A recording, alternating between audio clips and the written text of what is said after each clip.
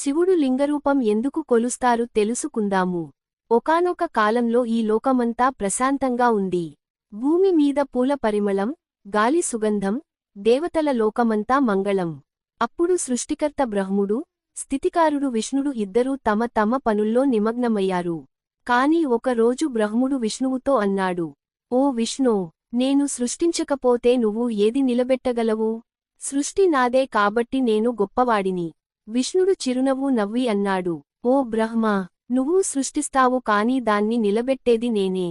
సృష్టి కొనసాగాలంటే నాది శక్తి కావాలి. ఇద్దరి మధ్య వాగ్వాదం మొదలైంది. దేవతలంతా చూస్తున్నారు, ఎవరు గొప్పవారో తెలియలేదు. ఆ సమయంలో ఆకాశంలో అకస్మాత్తుగా ఒక అపారమైన జ్యోతిరస్తంభం వెలిసింది. దాని మొదలు లేదు, చివర లేదు, ఆ వెలుగు కాంతితో అన్ని లోకాలు నిండిపోయాయి. ఇద్దరికీ ఆశ్చర్యం వేసింది.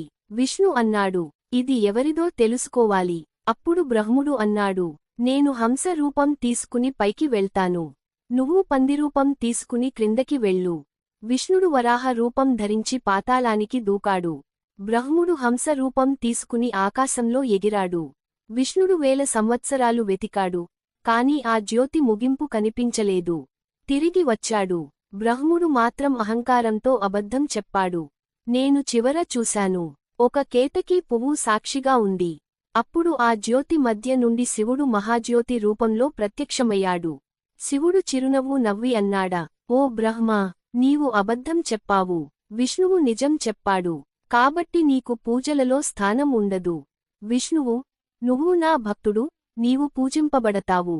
ఆ జ్యోతిరూపం శాశ్వతంగా లింగరూపంలో నిలిచిపోయింది. దానినే శివలింగం అంటారు. అప్పటినుంచి శివుడిని లింగరూపంలోనే పూజిస్తున్నారు.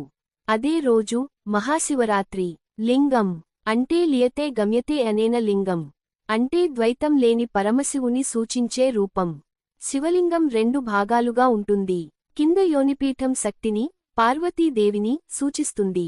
పైన లింగం శివతత్వాన్ని సూచిస్తుంది. ఇవి కలిసే సృష్టి మూలం, శివశక్తి ఏకత్వం.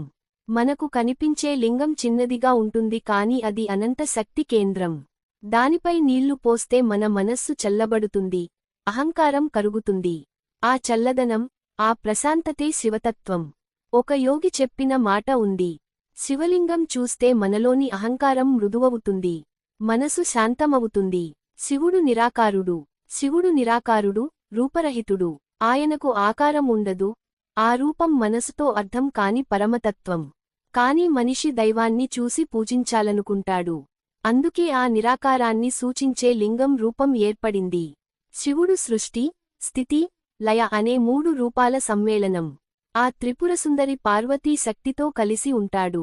లింగం అంటే ఆ 2 తత్వాల ఏకత్వం. పల్లెల్లో, పట్టణాల్లో ప్రతి ఆలయంలో లింగరూపమే ప్రధానమైంది. ఆ లింగం ముందు దీపం వెలిగించి, బిల్వపత్రం పెట్టి, నీళ్లు పోసి, ఓం నమః శివాయ అనగానే ఆ స్వరం ఆకాశంలో కలుస్తుంది. భక్తుడు పూజ చేస్తున్నప్పుడు ఆ లింగం ఆయన మనసులోని చీకటిని పారద్రోలుతుంది. మనసు నిశ్చలమవుతుంది, ఆలోచనలు పవిత్రమవుతాయి. ఒక గ్రామీణ ఉదాహరణ. పల్లెలో ఒక వృద్ధ రైతు ఉన్నాడు. ప్రతిరోజు పొలానికి వెళ్లే ముందు ఆలయంలోని శివలింగం వద్ద ఆగి, ఒక నీటి గిన్నె పోసి వెళ్తాడు. ఒక రోజు ఎవరో అడిగారు, అయ్యా, ప్రతిరోజూ నీళ్లు పోయి వెళ్తావు, శివుడు నీకు ఏమిచ్చాడు? రైతు నవ్వుతూ అన్నాడు, నాకు శివుడు అన్నీ ఇచ్చాడు. పొలంలో నిశ్చింత, ఇంట్లో శాంతి, మనసులో చల్లదనం. నేను నీళ్లు పోయేది ఆయనకు కాదు, నా కోపానికి, నా అహంకారానికి. ఇదే లింగారాధన అర్థం. పురాణాల్లో ఇలా ఉంది, లింగమిత్యుచ్యతే తస్య స్థిత్యుద్భవ నాశనం.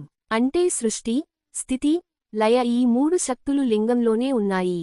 బ్రహ్మ విష్ణు శివులు 3 శక్తులుగా మనకు కనిపిస్తున్నా ఆ ముగ్గురి మూలం లింగమే. మరి శివుడు లింగరూపంలో ఎందుకు కొలుస్తారంటే, అది సృష్టి యొక్క మూలం, పరమశివుని నిరాకార రూపం. శివశక్తి ఏకత్వం, భక్తిలో శాంతి పొందే మార్గం. ప్రతిసారి ఓం నమః శివాయ అనగానే మనలోని శివతత్వం మేల్కొంటుంది. అది శివుడు మనలో వెలిగే జ్యోతి. బ్రహ్మ, విష్ణు మధ్య తర్కం వల్ల జ్యోతిర్లింగం ప్రాకటించింది. ఆ జ్యోతియే శివుడి లింగరూపం. లింగం అంటే రూపరహిత బ్రహ్మానికి సూచిక. లింగారాధన ద్వారా మనసు రూపరహిత పరమాత్మతో కలుస్తుంది. ఇది సృష్టి, శక్తి ఏకత్వానికి చిహ్నం. అందుకే శివుడు లింగరూపంలో కొలుస్తారు. ఆ లింగం చూడగానే మనం శివుడి అనంతత్వాన్ని గుర్తించాలి. మనలోని అహంకారం కరిగి భక్తి, శాంతి పెరగాలి. ఓం నమః శివాయ. లింగం అంటే లియతే గమ్యతే అనేన. లింగం అంటే ద్వైతం లేకుండా పరమాత్మను తెలియజేసేది. ఇది శివుని రూపరహితమైన, ఆరూపమైన స్వరూపానికి సూచిక. శివుడు అనగా శివం అంటే శాంతి, పరబ్రహ్మం, అనంతం. ఆ పరబ్రహ్మం లింగరూపంలో ఉన్నప్పుడు అది సృష్టి శక్తి కలిసిన సృష్టి మూలంగా భావించబడుతుంది. కాబట్టి శివలింగం అనేది పురుష మరియు స్త్రీ శక్తుల సమ్మేళనం, అంటే శివశక్తి ఏకత్వానికి ప్రతీక.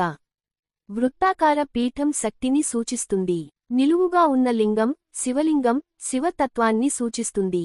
ఇవి రెండూ కలసి ఉంటాయి అంటే సృష్టి ఆరంభం, శక్తి మరియు శివుడి ఏకత్వం. శివలింగం అంటే శివుని సాక్షాత్ స్వరూపం.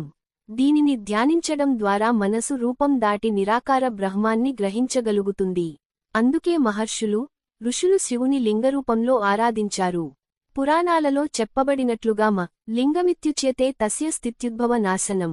అంటే సృష్టి, స్థితి, లయ మూడు కూడా లింగంలోనే ప్రతిబింబిస్తాయి. శివలింగం రూపరహిత, అంతులేని శివతత్వానికి సూచిక. ఇది సృష్టి, శక్తి సమ్మేళనం, మనిషి మరియు విశ్వం మధ్య సంబంధానికి చిహ్నం.